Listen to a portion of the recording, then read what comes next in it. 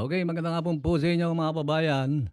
Ay, narito po tayo para bigyan ng reaksyon itong mga pinagsasabi ni Harry Roque at dito po sa bagong labas na senatorial survey mga kababayan.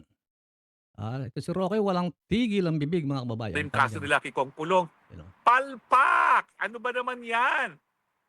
Ang pinalabas naming video ni Maharlika, bangag na humihit-hit ng powdery white substance. Ang pinakita nilang video ni Kong Pulong, Nakita nyo mga very kababayan, briefly ha, yung talim si kaso nila Harry kay Kong Pulong, Roque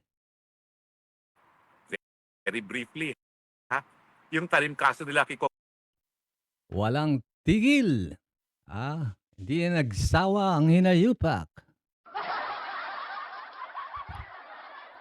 Walang Walang tigil ang bunganga ng hinayupak ni si Harry Roque mga kabayan. At ito po mga kababayan, sariwang-sariwa pa ang ito pong lalabas na senatorial survey para po sa April 24.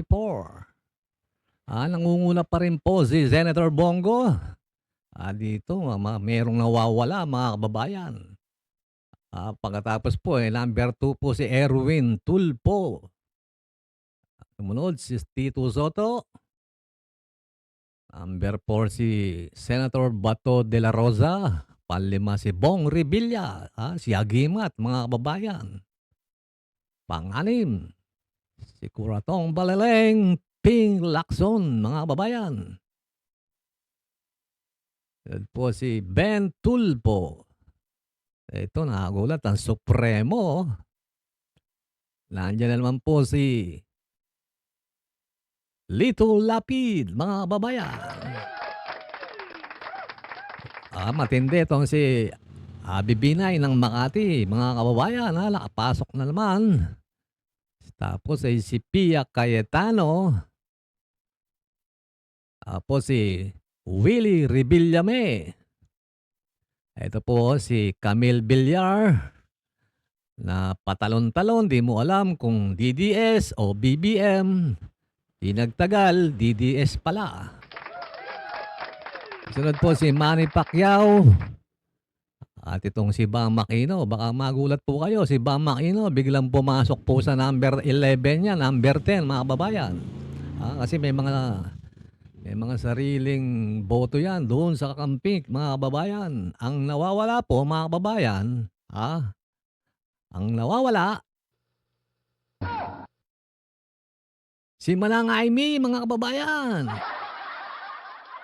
Ayan ang sinasabi ko mga kababayan. Ayan ang sinasabi ko. Nawawala si Manang Aimee mga kababayan. Manang Aimee. Nasaan si Manang Aimee kaya mga kababayan? Kahit ano pang gawin ni pagsiksikan ng sarili ni Manang Aimee dyan sa mga DDS, makakuha man siya ng boto dyan, may katumbas naman yan. Kahit makakuha siyang boto sa mga DDS, minus naman dun sa mga BBM supporters. Ayun po ang mangyayari dyan mga kababayan. Kaya Los Valdez, malamang itong si Manang Aimee. At ang higit sa lahat mga kababayan, itong si Juan, si Marculeta, si No West Philippine Sea, mga kababayan. Malapit na ang Butuan, Marculeta. Ay, naku. Nasaan na kapag nakapasok sa Magic 12? Nasaan na kaya si Marculeta, mga kababayan? Sabi ko sa'yo, sayang lang yung pagod nyo eh. Sayang lang yung gastos ni Tatay Digong sa inyo eh.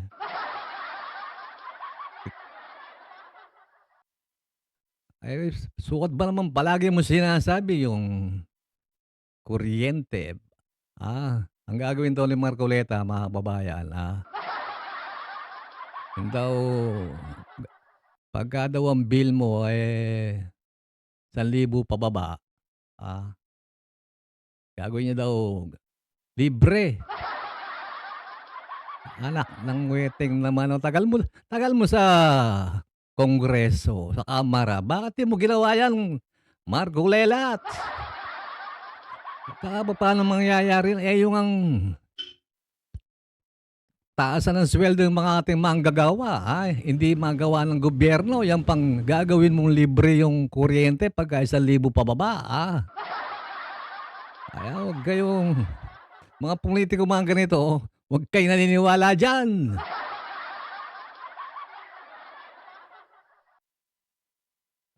Eh, mga boboto naman diyan sigurado mga DDS, mga kababayan.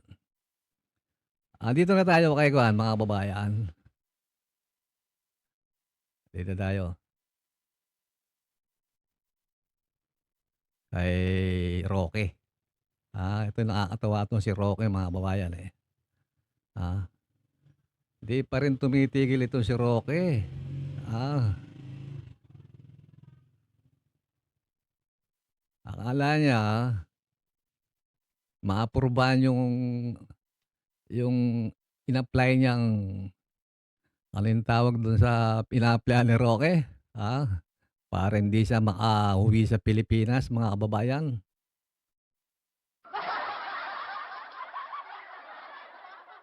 Wala po siyang puknat mga kababayan, kababan at kay BBM, ano yung pinagbabalita niya yung mga gold bars, yung $100 million na binalita raw sa Hong Kong at do'n sa Taiwan, Alam mo naman naniniwala kami sa'yo Roque. Hindi nga nabalita sa mainstream yan pinagsasabi mo, yang black propaganda na yan, ginamit na yan doon kay Noynoy Aquino.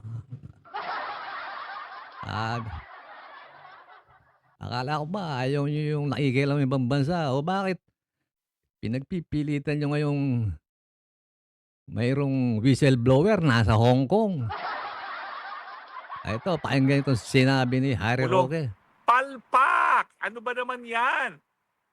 Ang pinalabas naming video ni Maharlika, bangag na humihit-hit ng powdery white substance. Ang pinakita nilang video ni Kong Pulong, di umano, merong tatangkain na saktan. Pero hindi ko naman po nakita na talaga nasaktan yung tao. So, ano yan? Wala pong kulong yan. Yan ba yung dahilan? Yan ba yung tingin nilang dahilan para hindi manalo muli si Kong? Ayun daw, walang kulong yung kumakalat na video ni Congressman Pulong, Hindi nila alam kung paano nila lulusutan yan si Banat Bay. Baka daw inedit lang, kumuha ng artista, may director, nagaganap bilang Pulong. Sabi nga ni Congressman Pulong, matagal na yan Bakit ngayon lang nilabas? Kaya itong si Banat Bay, sobrang sinungaling yan. Ito naman si Roque, wala naman daw kulong yan. Oo nga, walang kulong. Pero ikaw, sigurado makukulong ka, Roque. Dahil sa kaso mong human trafficking. Walang piyansa. Kulong, kulong, kulong. Kulong, kulong, kulong. Ayun ang nangyayari sa'yo, Roque. Wala kang tigil, kababan at kay BBM sa gobyerno ng gobyerno ni Marcos. Patunayan mo muna yung sarili mo para merong kredibilidad. Ang dami mong kaso. Meron ka pang inciting to sedition sa NBI. Ipaliwanag mo yung kaso mo, yung joint account yun ng bata mong si A.R. De La Serna. Yung paglobo ng kayamanan mo. Yung natagpuan yung puganting Chinese doon sa bakasyonan mo sa Baguio. Nung unang kang inimbita ni Senator Rontiveros, sabi mo, hindi naman sa iyo yun habang tumatagal nung pag-iimbestiga hanggang napunta sa Quadcom, sa iyo pala yun, hayop. Kaya sinasabi mong si Congressman, doon sa video ni Congressman Pulong, walang kulong, pero ikaw, makukulong. Hintayin mo, mga Interpol, nandiyan na sa likod mo, para sa ito, nung kasama mo dati itong mukhang singer na pinag-aalong Freddy Aguilar at April Boy Regino, ngayon mukha ng chipmunk. Alisto kayo. Malapit na. Interpol, Roque, kulong-kulong. Sa loob ng kulungan sasayaw ka ng kulong-kulong, kulong-kulong. Okay mga kababayan, ganito na lamang po. Hanggang susunod po nating talakayan. Huwag po kayong huwag niyo pong kalimutang mag-subscribe. Pakipindot na rin po ang notification bell para updated po kayo sa susunod nating talakayan mga kababayan.